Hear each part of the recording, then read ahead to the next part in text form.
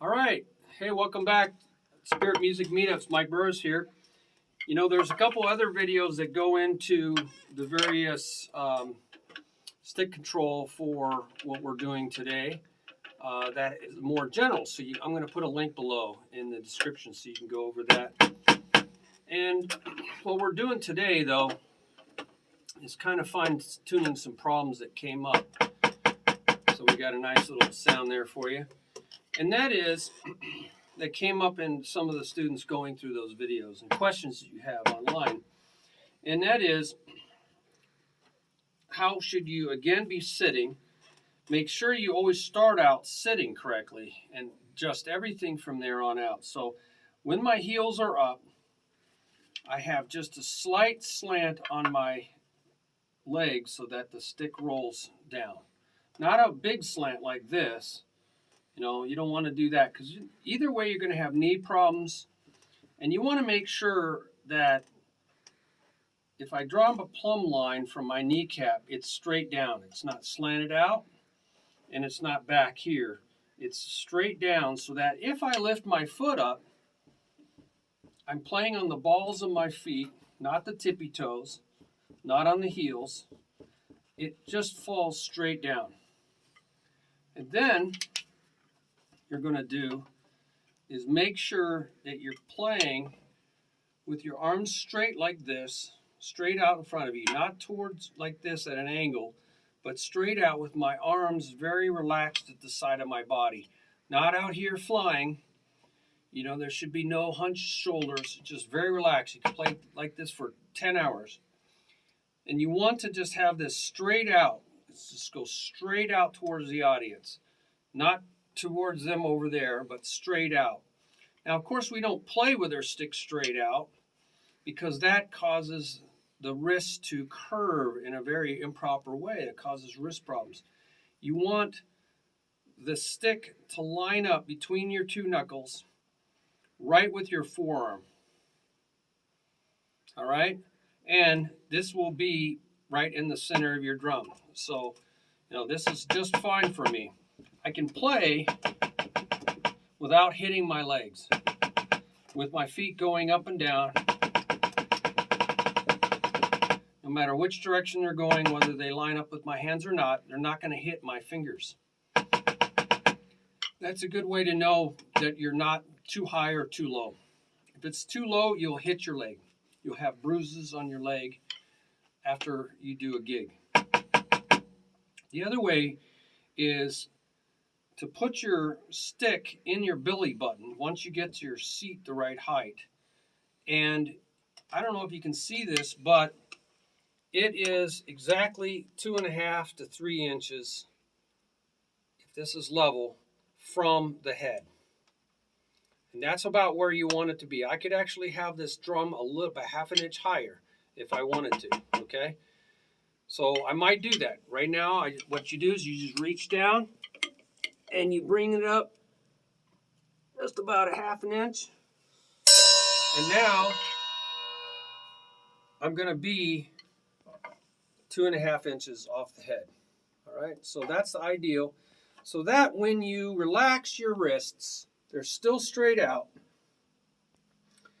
The stick will be on the pudgy part of my hand, not in here, not back here in the nerves. You don't want to damage your nerves. Such that this is called, the German grip is the thumb way on the inside so it's level. The thumb is level with the drum head. And this is just for wrist motion exercises. No fingers, because if I try to use my fingers, if I try to use these fingers, what does it do? It makes the stick go sideways. See that? If I use my fingers, it makes the stick go sideways. It doesn't make it go up and down. So I'm at a German, I'm straight, I'm in the letter A, and this is really good for developing your wrists so the stick stays against the pudgy part of your hand. So I'm just doing this and really going up high. Now you don't want to twist outwards, right? You don't want to twist your hand sideways like that. You want to come straight up to the side of your face.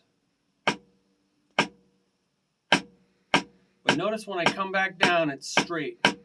So if you look at yourself in the mirror, which I highly recommend, you'll see that these are straight, and your wrist is just going up and back down, up and back down.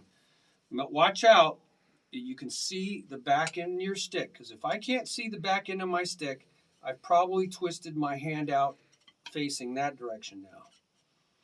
Right? See, it's facing that direction. It's no longer facing this direction. It's facing that direction. So you got to be able to see the back end of your stick. And it's got to be hitting you. It's got to be touching your pudge the whole time, because you're not using your fingers right now. You're just using your wrist. And try to really get it up there. You're really trying to get this piston action.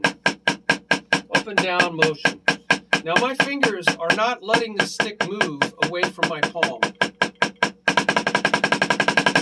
That's called the German grip. Now, I'm going to move my thumb into a 45 degree, not on the top. That's called French Timpani. We're going to go at 45 degrees. It still allows me to raise my wrist. If I go too far into the thumb on the top, I will not be able to raise my wrist. See, I can only raise it this far.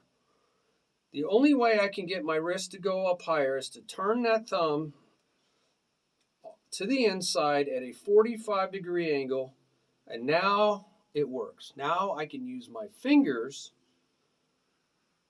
and my wrist. So now I can use my fingers, called waving, and notice my wrist moves at the same time. My wrist and fingers both can move. So this is called waving. You're kind of fishing or waving. You're snapping that back end to that pudgy part of your palm. Does that make sense? Thank you for doing this, Elliot. Elliot's my star student. He's being patient over there because I know all this. I know all this. Piece of cake. So I'm using my fingers and my wrist to be able to go longer and faster, because the fingers can always go faster than the wrists. So if you want to exercise, so notice I'm still pretty much a letter A, but not as extreme. It's more of a relaxed letter A. My thumb is at 45 degrees, and it can still go up, but now I can use my fingers. And the stick actually goes down instead of sideways. This is sideways, right? That's German grip, sideways. Now it actually goes down because I'm at 45 degrees. So it's kind of a happy medium. And we were thinking about this morning. The Germans are very rigid and very stiff.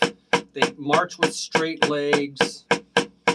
You know, it's really interesting. They're very exact and precise. They want lots of control. So they created this real control grip.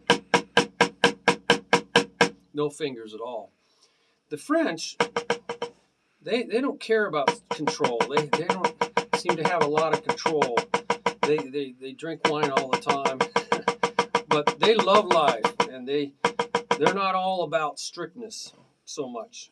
And like the Germans were. And so the Germans and the French, they hate each other. Now that thumb is on the top. It doesn't have any control because I can knock the stick out of the side through that grip really easy. So it's not for playing around the drum set. It's for exercising your fingers. And so the thumb is on the top, pointing straight down the stick. And I'm using my fingers now and hardly no wrist, because remember, the wrist doesn't really move past that point. So you don't want to use your arms. That's what happens when people play on the top of their stick. They're using their arms to get the height. So we have a whole video on this finger control, so I won't go into it greatly. But notice that it's sort of, the arm is the same shape as the letter A, right? It's no longer out here pointing straight, right? It's actually in line with the stick. It's just for finger exercises, but you can use it on timpani. It's called French Timpani. Or jazz players play on one sound. They're just going really fast, and they're using a lot of fingers, right? A lot of fingers. So they develop this ability to play on the ride really fast with just the fingers. But you don't want to really move it off that ride without moving your thumb back in, because you're going to lose that stick. Okay, so there's a whole video on that. So I'm not going to go into that. But I do want to talk about some of the other videos they'll talk about. And that is, when you playing your American, the American is a 45. It's kind of a blend of the best of the French, which is speed, right? But the control of the Germans. So it's kind of in between, 45-degree angle. So in this grip, you want to make sure that there's a little groove here, a little gap. Because if you have your finger out, that's called dead sticking. It's a technique. But you really don't have a one-point fulcrum. You don't have a single fulcrum. So you don't really get a seesaw effect, right? You don't get a seesaw effect if you have 2 points, 1, 2. You need 1 point to get a seesaw. So you're not going to get a lot of finger control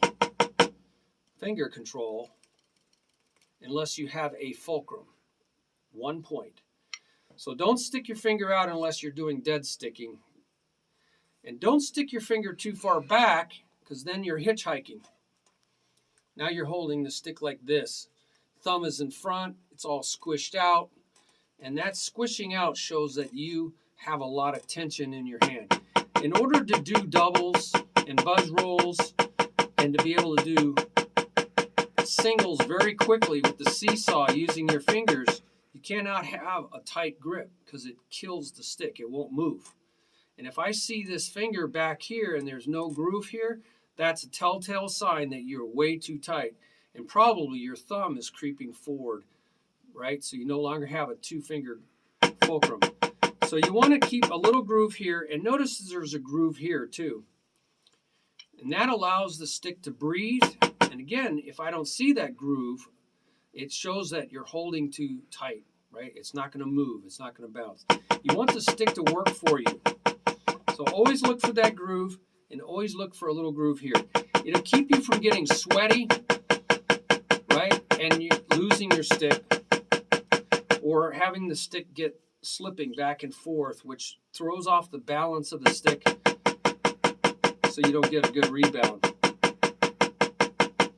Notice at the 45-degree angle, I'm able to use my fingers. I'm using almost all fingers now, but I'm going to get a little bit of wrist motion because it's the marriage between the Germans and the French. The Americans, by the way, they were the ones that came in and liberated France. So think of it as we freed France. We freed France from the Germans. We freed France from the Germans. We freed France from the Germans. Say that real quick. Freed France from the Germans. So I'm able to use my fingers or my wrists and fingers for greater height. Almost all fingers, a little bit of wrists. Much higher wrists and fingers together. Or just wrists. You can do just wrists. You don't have to go into the German. You can still be all wrists doing, you just keep them against your palm. So I think we hit on all the things I saw this morning. Keep your gap. Keep these 2 fingers across from each other. Make sure you can see the pudge. Stay at 45. Use your fingers, which are going to have a little bit of wrist. More wrist.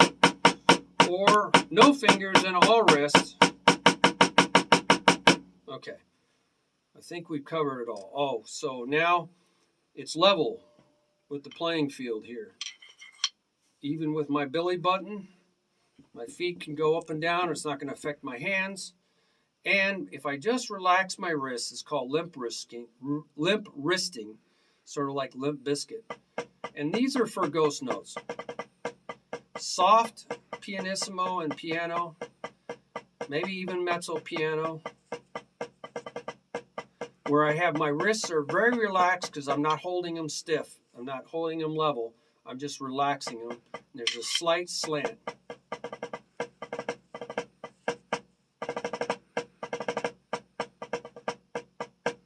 Now Now, the other thing that's really good for is ghost notes and beats.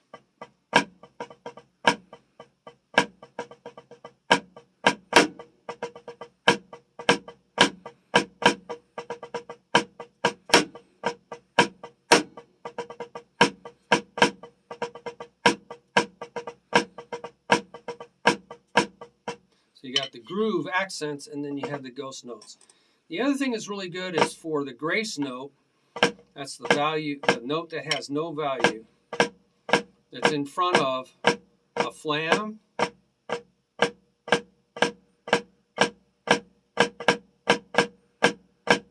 or drag.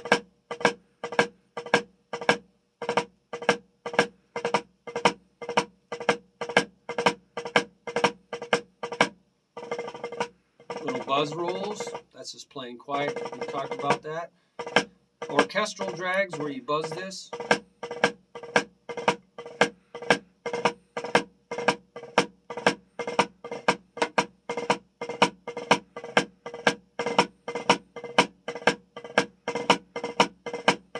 Okay. And so I got grace notes, ghost notes for beats, and quiet playing. So that's the limp wristing. But normally everything is level. For mezzo, piano, mezzo forte, probably all here, really in the middle. That's what mezzo means, in the middle. And then if you want to get into forte, then you're actually going to raise your wrist higher than the level. Now it's actually going higher than the level. Here's all the soft stuff. Here's the mezzo forte middle stuff. And here's for loud and very loud. Now we're getting into loud and very loud. Now you could even use your arms, not very often, but for the super, super, super loud stuff, okay? All right, so I think we've covered all the bases. Watch those other 2 videos. Leave your comments down below. That'll really help each other learn from each other. That's what it's about, community of learning. And there's also a button down there about sharing your blessings with others. So check that out. Appreciate it. Look forward to your comments. Thank you very much. Bye-bye.